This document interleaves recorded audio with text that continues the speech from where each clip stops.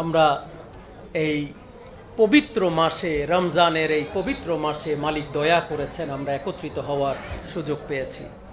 শুকরিয়া তান মহান রব্বুল আলামিনের দরবারে আমরা সবাই শুকরিয়া জ্ঞাপন করি। সম্মানিত আইনজীবীগণ, সম্মানিত সুধীগণ, আসলে রোজা মানুষকে দয়ার শিক্ষা দেয়, ক্ষমার শিক্ষা দেয়। আরবিতে এটাকে সিয়াম বলা হয়েছে। সিয়াম থেকে সংযম হওয়ার শিক্ষা আমরা পাই। কিসে সংযম?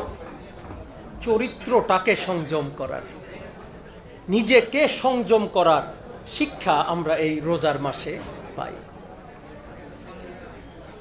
শুধু নবী মোহাম্মদ মুস্তফা আহমদ মুস্তফা সাল্লাল্লাহু আলাইহি ওয়াসাল্লামের কাছেই রোজা ছিল না, রোজা তারও আগে বিভিন্ন নবীদের উপরেও ফরজ থেকেছে।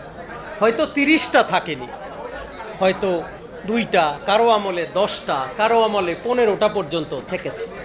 কিন্তু মালিকের অপার দয়ার বদৌলতে আমাদের জন্যে মহান রব্বুল আলামিন একটি মাসকে পরিপূর্ণভাবে ক্ষমা পাবার মাস হিসেবে আমাদের কাছে প্রেরণ করেছেন। এবং শুধু তাই না, এই মাসের কথা মহান রব্বুল আলামিন বলেছেন, রোজা আমার জন্যে এবং তার প্রতিদান আমি নিজে দিব। মানে এই রোজার মাসে সুবে সাদিক থেকে সূর্যাস্ত পর্যন্ত পানাহার কামাচার থেকে বিরত থাকব। আল্লাহকে ভালোবেসে আল্লাহর আনুগত্য করে আমরা যে বিরত আছি, এই বিরত থাকার এই প্রতিদান আল্লাহ নিজে আমাদেরকে দিবেন। শুধু দিবেন না, এই মাসে তিনি জাহান্নামের আগুনকে বন্ধ করে রাখেন, জাহান্নামের দরজাকে বন্ধ করে রাখেন। তিনি আমাদের জন্য দয়ার দরজা খুলে রেখেছেন, ক্ষমার দরজা বন্ধ করে খুলে রেখেছেন। আগুনের দরজা, জ্বালার দরজা, অপর অন্যায়ের দরজা তিনি বন্ধ করেছেন এই মাসের বরকতের কারণে।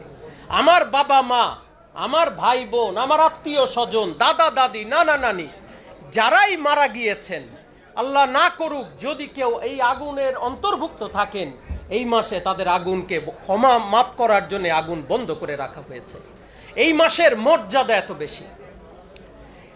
সামাজিকভাবে এই মাসের মর্যাদা যদি বলতে হয়, বোঝা যাবে আমরা সুবে সাদিক থেকে সূর্যাস্ত পর্যন্ত এই মাসে পানাহার কামাচার থেকে নিজেকে বিরত রাখি।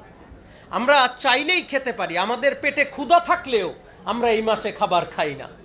আমাদের গলায় তৃষ্ণা থাকলেও, আমাদের মুখে তৃষ্ণা থাকলেও এই মাসে আমরা পানি পান করি না, অপেক্ষা করি আমার নির্দিষ্ট সময়ের জন্যে।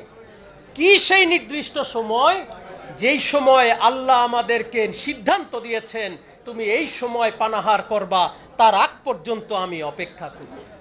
এই মাসে এই অপেক্ষার মাধ্যমে আমরা আল্লাহকে প্রমাণ করি তিনি আমার মালিক, আমি তার দাস।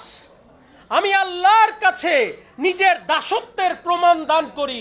ওগো রব্বুল আলামিন, ওগো আমার সৃষ্টিকর্তা, ওগো আমার লালনকর্তা, ওগো আমার পালনকর্তা, আমি তোমার দাস, আমি তোমার দাস, আমি তোমার বান্দা, আমি তোমাকে ভালোবাসি, আমি তোমার আনুগত্য করি।